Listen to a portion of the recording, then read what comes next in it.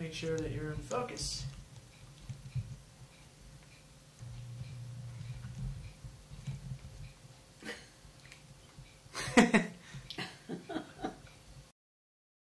I guess we could start from when each one of you was born, you know, and then go from there.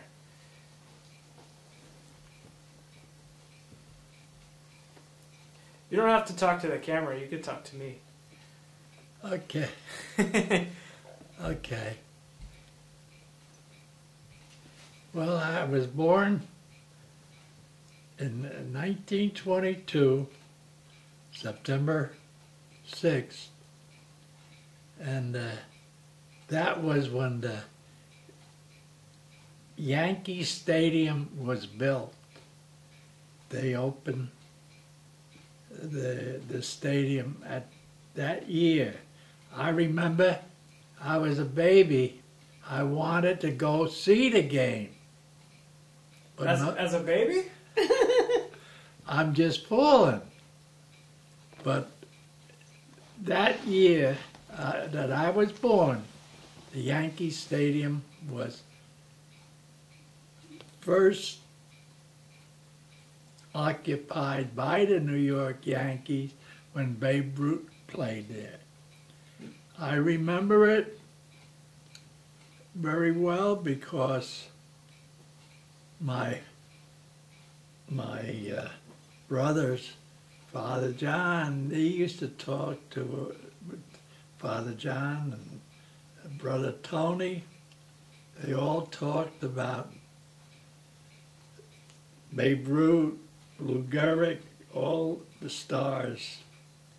And that's how I got interested in the sports, since I was a little baby practically. So where were you born, and who were your parents? I was born on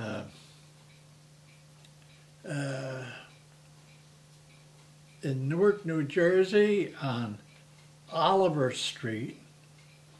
My mother and father had a candy, like a deli over there for a few years, but my mom said that my sister Pauline, which is the oldest sister, she used to take care of the candy store, and Mom says she used to go broke because my sister Pauline used to give instead of selling the ice cream and the candy, she used to give them away. So they had to close the place down. Then my father bought, I don't know if you ever saw on Gotthard Street in Newark, he bought two houses, one right next to the other. At that time, things were pretty good yet, just before the Depression. Unfortunately... This was before you were born? No, after. Mm-hmm. So after, in the 20s? Yeah, that was in the 20s. And I remember when we moved from, I don't quite remember, I don't know how old I was, but I was just a little tot. And we had all modern equipment at that time. We had a bathtub, we had electricity. A lot of people didn't have it at that time. They're more pretty, people were, no refrigerators, ice boxes, and it happened for a couple years like that, and then the Depression come. Mm-hmm. My father was stuck. He was renting one house, people living upstairs and downstairs, they all couldn't pay the rent. Oh, he was the landlord? Yeah. Mm-hmm. He was stuck with a lot of rents. People just packed up and left. And then that was the Depression. Then he sold one of the houses to my uncle next door. So he was left with that one house. The house you grew up in? Yeah.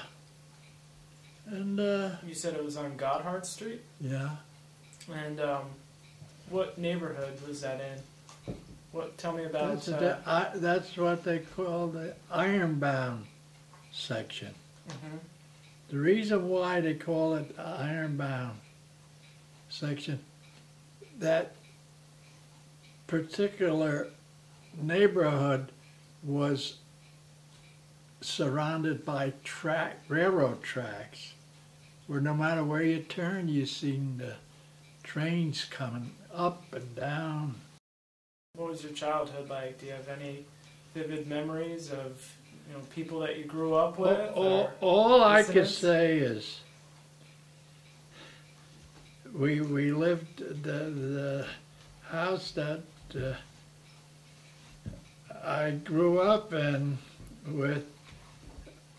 Behind the house was empty lots. Across the street was a baseball field. And that's where I spent most of my childhood, on a baseball field there. Hitting the rocks like you used to do, or playing ball, fixing up the field, because we didn't have no little league like the people have now. So to try to dig up the rocks, make the field playable. And I went 8 years to St. Casimir's. I wasn't the brightest kid in the class. I always was getting called. My mother used to come to see the sisters. He had sisters then, and they were tough. I could say one thing: they were tough, but I don't regret what they tried to do good for me. I never regret that what happened. But they were tough. They couldn't get away with nothing. When around the 8th grade, we already had algebra in the 8th grade grammar school. Now, after we graduated at the grammar school, I went to Eastside High School. They had plain arithmetic. The people were, the teachers were surprised. How come, algebra already? That's what they taught us in school.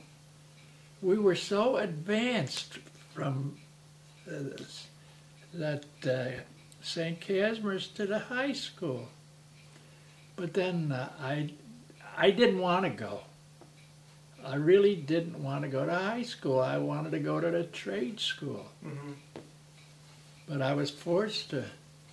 I didn't finish high school either. You were forced to by who? Your father? Mother? Right. My mother. Mm-hmm. And the teachers in school. You ain't going no vocational school. You got to go to high school. What was their reasoning behind The reasoning was that they didn't think that, I don't know, they thought trade school wasn't good enough for me. Well, I didn't like it. I wanted to go to the trade school. Mm-hmm. So how long did you stay there? I stayed there for 2 years. I was ready. I wanted a job. I was like 16 years old. So finally my mother let me go to the trade school. I went there 1 year. It was a 2-year trade school. 1 year I had pattern making, and I didn't like it no more because I wanted a job. Mm-hmm. So I had job hunt, and it wasn't easy. It was already past the Depression time. Mm-hmm. But it wasn't easy to get a job either at that time, especially for when you just got out of school. It wasn't easy. I was walking around the streets. I think Mom, Grandma was the same. She had the same problem. You just, it was a different ways of what they used to do.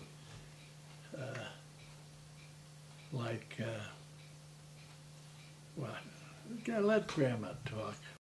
So, Grandma. Yes. Yes. So, on your side of the street, where were the Kabickis from? Where did they come from? They came from a town called Gostynian, Poland. That is a town close to Warsaw, the capital of Poland. Mm-hmm. My father came to America in 1913, and my mother came after the First World War, which was in when did the war end? The First World War. 1917, was it? 1917 or 18? 1919. She came to America in 1920. Mm-hmm. So, and he was over there for a while fighting the war? He was here. Oh, he was in America. Here. She was there. She was there. She had to go to, I forget the port town of Germany. Gdynia. Gdynia? Gdynia, yeah, that's the... Gdynia, that's right. No, she had to go to Germany. Well, Gdynia is close to Germany. Well, around there somewhere, from Germany. And she came in 1920, and they set up an apartment on East Kinney Street in Newark. But then a couple of months later, they found an apartment on 388 Chestnut Street, which was like 2 blocks away from East Kinney Street. And they lived there for 24 years. I was born in 1921, in August 1st, and lived there on Chester Street. Most of my life there, like I said, in 24 years. Grammar school, I went to Ann Street. It was a public school. Mm-hmm. It was only about 3 blocks away from Chestnut Street, so it was very convenient. Graduated from there and then went on to Coleman's Business College, what they called. Mm-hmm. And in 2 years, I finished my courses, and for a while it was very hard because nobody wanted to hire anybody without experience. They wanted someone with experience. But eventually I found little odds and end jobs, but they weren't pertaining to business. But finally I found one with a steel company. You remember that steel company on Delancey Street, Stanley? I worked there for a year, and I was making invoices and stuff for them, and they were satisfied. Then I got a job uptown, which was, I think it was Fireman's Insurance Company. And I liked it there, and I stayed there for about 3 or 4 years before I got married to Mr. Stanley Kulaga. Mm-hmm. And that's the way our life started together. We were married in 1946, September 22nd. And to this day, we're still married together. Sure about that. My father's name was John, that's Jan, Kubicki, that's Kubicki. And my mother's maiden name was Jadwiga, which means Hedwig in English. Hedwig Legenda, Legenda. And then she married my father. It was in, I believe she said it was in 1913. My father came to America first, but then the First World War broke out, and they couldn't communicate too much until after the war, when my father got in touch with her somehow by letter writing. It must have been difficult for them. Then she came over to America. Mm-hmm. And she liked America. They both liked America because there were jobs here. And but my mother was more on a sickly side. She used to get those migraine headaches. And but she eventually came out of it because she was much getting older. My father died when he was 72. In fact, my father was 9 years older than my mother. Mm-hmm. And my mother was, I think, relatively young when she married him. And my mother came from a large family. Now, her mother died at childbirth. So my grandfather remarried. He married some relative, distant relative. But my mother, of course, wanted to come to America where her husband was. I'm just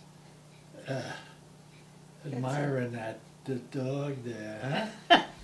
He's taking it all in.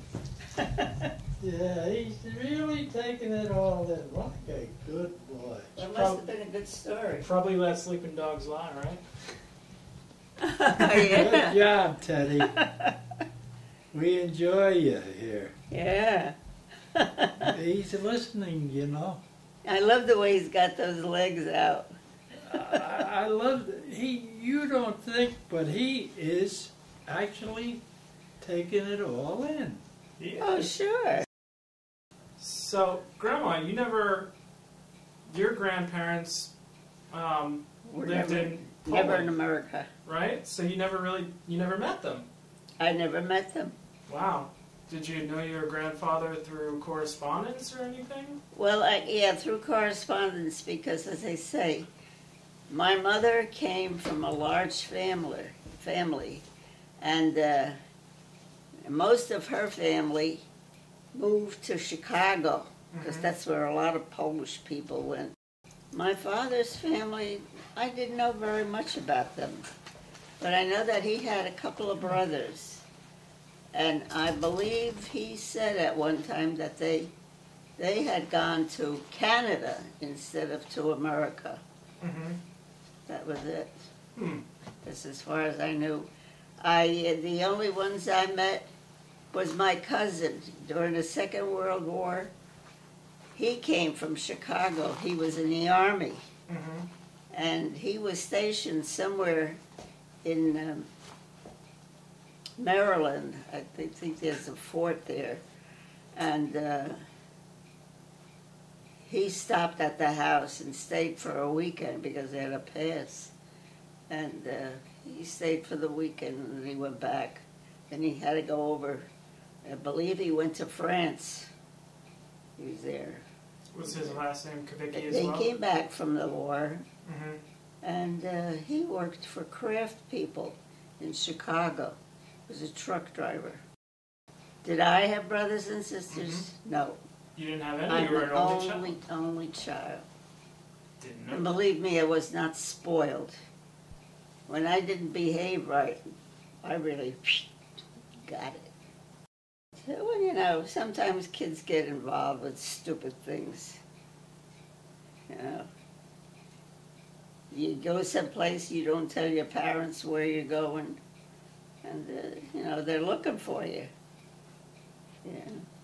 Well, did you run off one day? And No. Just went with the kids. Let's go for a walk. And we walked all around that ironbound section. That's all we knew. Mm-hmm. And if we wanted to go uptown, we'd go where most of the people went shopping for big things. Yeah. Where was that? In Newark?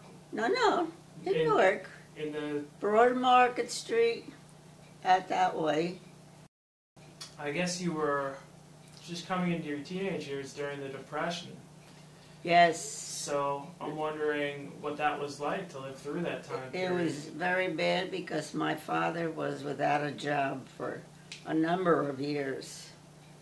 And he would pick up odd and end jobs, like somebody would say, you know, want to paint my apartment or something like that. And I remember when, you know, as a kid, when you're playing around, my shoes only used to last about a week or two. And then times were so tough you wouldn't dare go to a shoemaker to repair it. My father would find belts or something that were wide enough and make a sole out of it. Your father used to do that too? Oh, yeah. I don't think we felt the brunt of it. Either my grandma or I, because we were still small, and if we had a hunk of bread and butter and a place to sleep, we were satisfied with it. There was no such thing. And if you get an ice cream, that was a big thing at that time. It was a treat. just like I was telling you about Aunt Pauline giving the ice cream and the candy away. She got fired. Closed up the place because they were losing money. After the Depression, you can buy a pretty nice house, and I'm talking nicer, better house than this here, with a second floor for $5,000. $5,000. You couldn't even buy a car now for that much. Yeah. But that was them days, and in them days, if you made $10 a week, which I started for, and they could take the President Roosevelt was president at that time. He made the Social Security. Yeah. That was which was good. But I was squawking because they took 10 cents a week out of my pay, so I didn't even get $10. I got $9.90. You had quite a few brothers and sisters, right? Yeah. Who were all your? Who was your family? Grandma gave us a nice description of where hers came from and everything. Well, I tell you the truth about my family. Galicia. Yeah, but I don't know. Galicia, you know what I don't. part of Galicia? I know my father used to be on the railroad, the Russian railroad. He was fireman on the Russian railroad, and how he got into this country, when I was a kid, I met his friends, I met my mother's friends, but how it all happened, don't have the slightest idea. I went to his place that he worked a few times. The furnace was as deep as this whole house. Now, they had to shovel coal.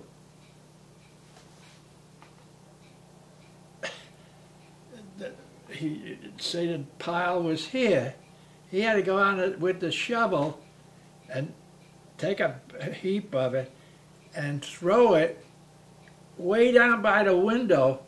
You don't want to keep it too close because you want the fire in the back. How the hell can he do that? I'm telling you. You did that all day? Most of the day, he had to keep on doing it to keep that furnace going. After the coal, they converted all those furnaces into oil. Now he was a big shot. He got his, he had a black seal and a silver seal license. That's because they changed over to the boilers and he had to get another. I got the license someplace around, I don't know. But that's when he used to sit down and all he was doing, watching the gauges, yeah. And I was a part of and he worked till 70-something years old. Oh, wow. He didn't quit the job, he just got sick, and a couple of weeks later he died. Yeah. But man, those old timers, they worked hard. Oh yeah, oh yeah. My father worked in the smelting company where they would melt different metals in this great big kettle. Yeah, it was a It was bad job. about this room and that room put together. And they had to make sure that the heat was always going because they wanted to melt all this junk that they had. And then there'd be a train on a track right in back of the factory that when it was hot, they would pour it into these big things about this big, about this wide. And they put that metal, hot metal, right into that. And when it cooled off, they used to load it onto the train, the freight that they would bring, and they'd fill them up and out they'd go. This was during a war, Second World War, when they were doing that. I was sent there just around lunchtime because my mother would make a bowl of soup of some sort and a couple of sandwiches and some fruit and a quart of milk, or sometimes she would make coffee. And I had to carry all that up a couple of blocks from where we lived and give it to him, and then I'd wait until he was finished with it and I'd take all that utensils back. Yeah. And oh, I used to be mad. But my father says, that's your job. Oh, you didn't like bringing it to him there? That was the lousy part of town. But nobody ever bothered me. Do you know where the Portuguese restaurants are? Well, anyway, In the Ironbound? yeah, Yeah. and that's where he worked, Yeah. around Pacific Street. Yeah. Yeah, Well, that was way up on the end of Adams Street. There's a railroad right in the back, yeah. and the tracks there too. They were. But the city of Newark I, I went through it. My business was through it, and I can say one thing proudly. I had majority of the business. And I wasn't the only saw shop. There was a lot of competitors of mine, but I had big outfits, big companies, Celanese, the electric company, everything you think of. They used to come to me, and this is what I miss, Greg. And I missed the thing is, I wanted the boys to take the thing over. Well, your father was a dentist already. I told Kenny, I says, take over. I said, I'm going to retire. He thought about it. He said, no. He said, I couldn't do that job. Mm. So the guys that I sold the place, which I didn't get enough money for it, but but I could say one thing. Most of the industry that was around was right there in Newark. There's the leather factory. Yeah. There's the sheet metal factory. The place for the electrical parts. They manufacture, not just sell. Yeah. Manufacture. And there's the slaughterhouse where they used to kill the cows and the pigs. Yeah. What I'm telling you, these are all that I had in the books. Mm-hmm. And how I got them? Greg, first, I worked hard for it. Then I had a book, the Yellow Pages, the telephone book. I had an ad in the book. That ad cost $400 at that time a month, just for that ad. That brought me.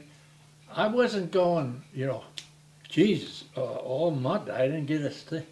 I was going couple customers a month or so, and that's how I got them. Just a couple. Hoffman LaRoche, the pharmaceuticals. Yeah, I had them. They were good accounts. They were real solid accounts. But I got them through the people used to look. I'm just sorry, till this day, when I sold that business, I should have grabbed a hold of one of those books as a remembrance. Mm. Because that thing really built my business up. Really and truly. So your business started what year?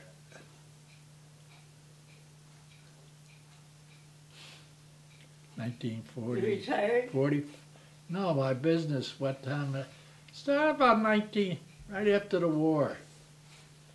We got married. When did we get married? We were married in 1946. Yeah, it's about that time. I had my business, my mother garages in the back. I was in those garages for a few years. I used to go out myself pounding the doors. Greg, when I went out, I go from like factory, like I said, did just one guy makes women's brassieres. The next company makes ice cream. That's just what Newark was like. So I would go to this one place. I knew it was a place that I was familiar with as far as what kind of tools they use. I go in there and I says to the guy, I introduced myself. Of course, I didn't have much education, no education, let me put it. As far as a salesman, I just didn't give it all I had. I says, what I can service and all. And I says, Mike, the competitor, the guy that was doing his work, I says, you know, I says, if you can give me some of your work, I'll be glad to show you what difference our job is comparison to who you get. The guy looks at me, and I'm trying to bullshit. He says, who the hell are you going to tell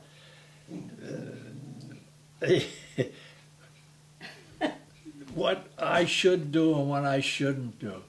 He says, get the, he didn't say get the, he get the F out of here. And don't you ever come around again. Well, I went in the car, I cried like a baby. Guy, first of all, I learned a good lesson. I knew I was doing. This guy just as well told me, hey, that just survive went to U.S.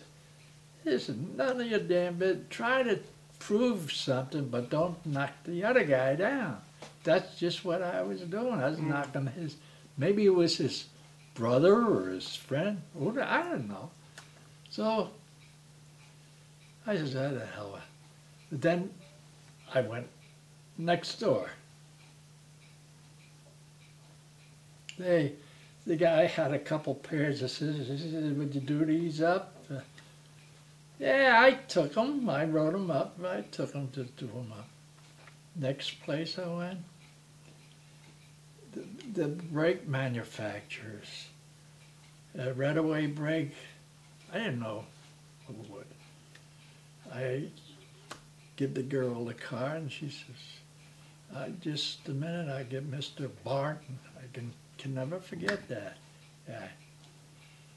And he come over, I told him, well, he brings the saws out, these carbide, says, can you do it? Yeah. But he said, I'm going to give you a few you can try.